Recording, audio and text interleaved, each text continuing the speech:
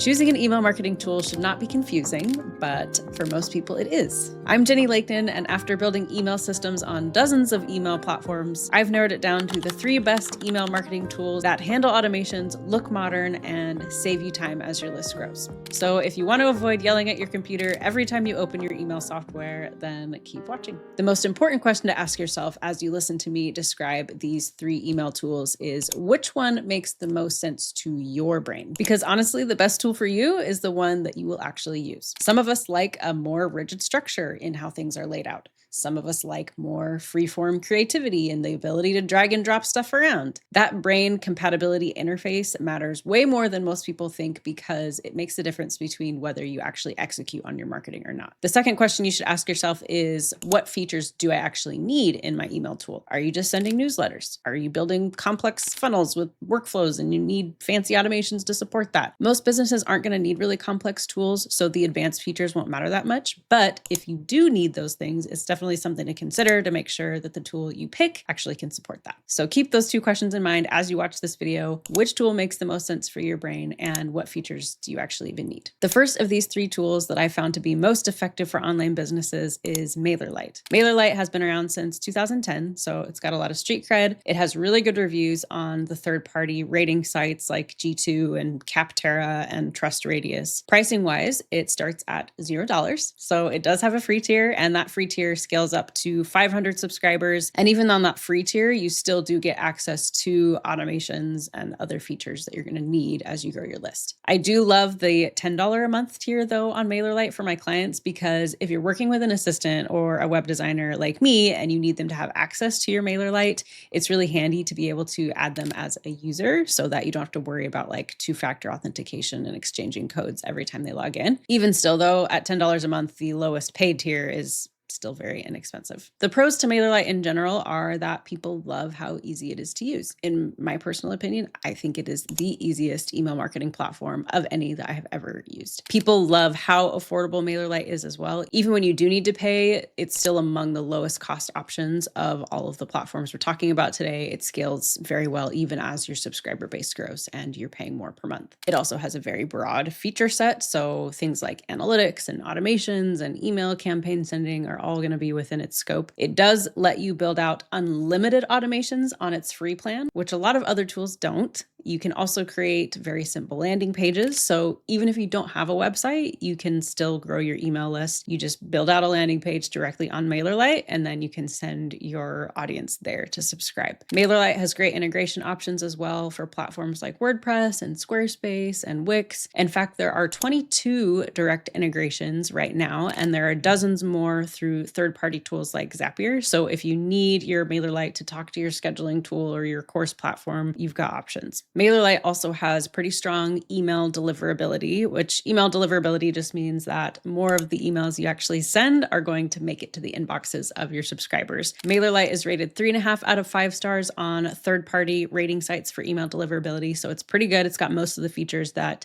you need to maintain solid deliverability. Now, the cons to MailerLite are that almost 60% of users on one rating site reported that they did not appreciate how strict it was for your account to actually get approved when you're first signing up for MailerLite. And I can confirm that if you don't have an existing website that makes it really clear what you do, MailerLite is going to tend to decline your account when you first sign up. But if you appeal and provide evidence of, hey, here's this social media account that I'm on that shows I'm a legitimate business, or you just describe more so what you're selling, then they will approve you. It just takes a little bit of extra lift to, email back and forth with them to provide that evidence. Honestly, though, I see this strict approval process as a pro because MailerLite isn't just letting anybody in, which just means that your emails that you send through MailerLite are more likely to land in people's inboxes because they're being careful about who they let through. Another con to MailerLite is that you do have to be on a paid plan if you want to get slightly more complex automation features. So if you want to have multiple triggers in an automation, or if you want to have the ability to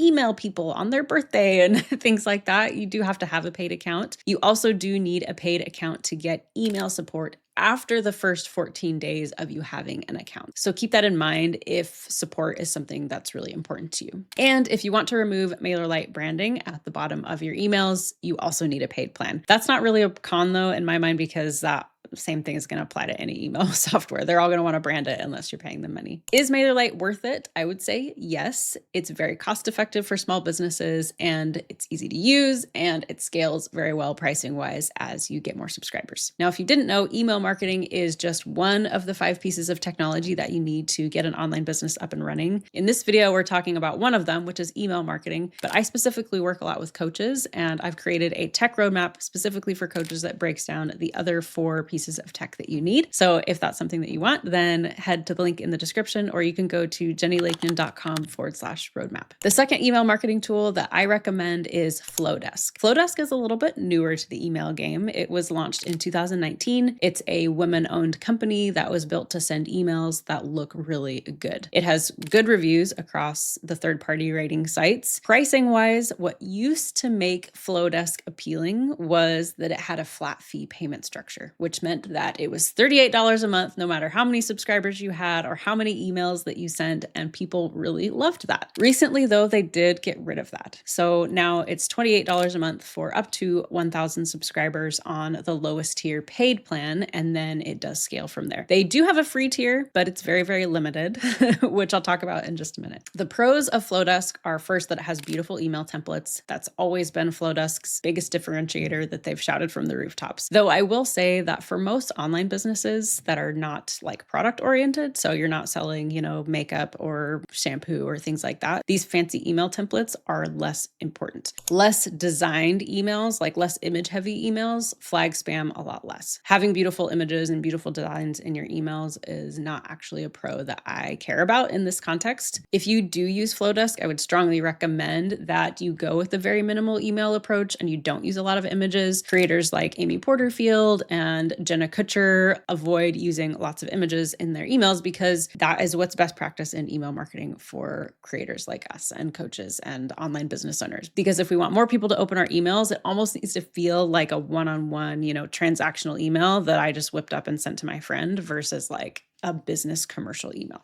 Flodesk also does let you build automations. Their automation builder is pretty simple, pretty easy to use. You can also design email campaigns. Like I mentioned earlier, they've got lots of templates that you can pick from. Some are very beautiful and image heavy, and some are very minimal and, more kind of like simple, like we talked about. You can also design landing pages. Their landing page builder has several templates that you can choose from, and it's a really great way to, build your list without a website. Some people really love the way that Flodesk's interface looks and works. So as you watch me click around here, if you are kind of like, okay, yeah, this looks a little more intuitive to me, this looks really interesting and easy to navigate, then Flodesk could be just a great fit for you. Flodesk also has a very active Facebook group. So you can go there to share ideas about, like what's working with your marketing and get ideas from other people. The cons to Flodesk are that when they changed their pricing structure, I think they took away the biggest differentiator that they had between, other softwares. They do have a free tier, but you can't actually send emails to people on the free tier.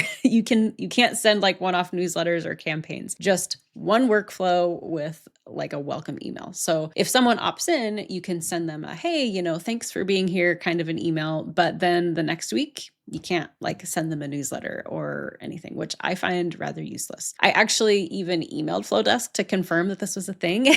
And they said, yep, yeah, you really do need to be on the $28 a month plan in order to get multiple workflows and to send email campaigns. So I don't really think that the free tier is something to even have to be a factor. The deliverability on Flodesk is pretty good. It has 3 out of 5 stars on third-party rating sites. Its deliverability is not quite as good as the other tools that we're talking about today, but it does get the job done. They've got the basic features you need. Flodesk also has fewer integrations available. There are 16 built-in integrations with third-party tools, though you can get access to more through Zapier. This may not really be a huge factor, though. Again, like we've talked about, if you don't need your email marketing tool to connect to, your website or any of your other systems. Support-wise, Flodesk provides support Monday through Friday, 7 a.m. to 7 p.m. via email. So that's just something to keep in mind. Most of these tools, it's going to be email support. They do have an automated chat bot that can point you to help docs. That's available all the time. So that is handy, but it's not like a live person on chat. So is Flodesk worth it? If you like the simplicity of its interface and you find that it works really well for your brain, then I would say yes. As one Redditor put it, Flodesk is one of the few platforms that didn't stress me out on day one. I find the emails really easy to use and very easy to customize. So if that's how you feel about it, then Flodesk could be a really good fit. The third and final email marketing tool, and the one that people find the most robust of this list, is Kit. Kit, previously known as ConvertKit, was founded in 2013. I find their ethos and their values really interesting. They've just got this whole backstory of like working in public, which means that they were very transparent as their business grew about what they were doing and what was working and stuff like that, which I just find kind of cool. It also has really good reviews across,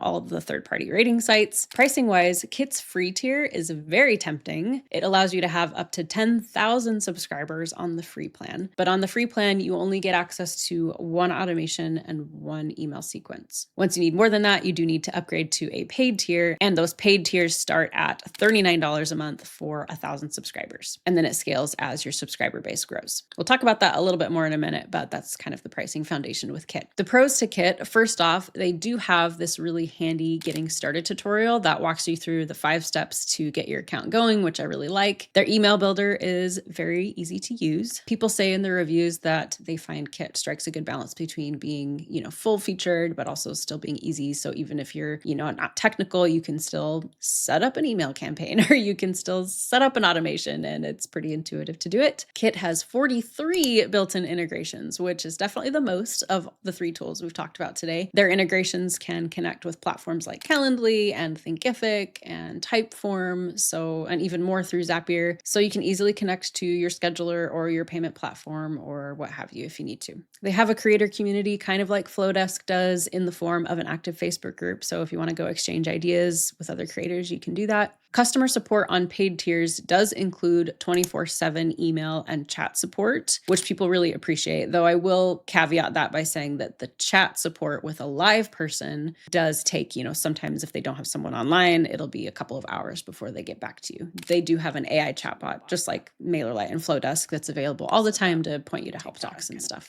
Kit has the best deliverability ratings of the 3 tools that we talked about today, 4 out of 5 stars on third-party rating sites, which just means that it has all the basic tools that you need for good deliverability, plus a couple of extra features like list cleaning and stuff. Now, the cons to Kit. First, users definitely critique that it's more expensive as your subscriber base grows compared to similar tools. The free plan is really great to start with, but once you do begin scaling, once you do need to start paying, it's pricier than the competition. Also, some of the ways that Kit is structured on the back end can be a little bit confusing. So things like, sequences and automations are in different places, and it's not always clear when to use like a rule versus an automation because they kind of do the same thing. Plus, on the free tier, you are required to show recommendations for other creators after someone opts into your email list. Kit has this whole creator network where after someone subscribes to you, they see a pop-up that says, hey, here are other creators that I recommend, and they can choose to also subscribe to those creators. And you can't turn that off unless you're on a paid plan. Some creators really love this network. They love this feature. People have said that their audience grew a whole bunch because other creators were recommending them. But I personally, and most of the online businesses in my network, don't use email marketing this way. We're focused on getting people on our list and keeping them focused on our offers once they're there. Sure, like on social media over there, we'll collaborate with other creators and we'll network, but the email list is where we kind of keep people focused on our stuff and, strategically refer. So to me, this whole creator network concept was a con, and it's just not even something that you're going to really know is there until you already signed up and you're like testing your form, and then you're thinking, wait, why does it say subscribe to other creators? Like, how do I turn that off? And then you realize, oh, I have to pay to do that. So is Kit worth it? I would say yes, especially if you are really planning to actively monetize your email list and make use of the more robust features that it has in comparison to the competitors. Then that helps to justify the expense of, its paid plan, which scales more expensively than everybody else's. Now, you might be wondering if it's better to use one of these email marketing tools or something that's more all-in-one, like a Kajabi or a Go High Level. because they offer more features in one place. They don't just offer email list marketing, they also let you do your website and house your course and take payments and do a bunch of other things. I do know a decent amount of entrepreneurs that use these all-in-one tools, and they're very powerful. They really like that they have everything all in one place. But I also know way more businesses that signed up for Kajabi like 3 years ago, and they've only ever used a couple of the features, like maybe the email marketing and the website. And I would say that's quite expensive if that's all you're going to use it for in comparison to other tools that would just be dedicated to handling those things. So if you've signed up for Go High Level or Kajabi and you know you're not making full use of the features and you're wondering, okay, do I figure out how to make these tools work and make more use of all that they can do? Or do I switch and save money? I would just say it's time to let it go.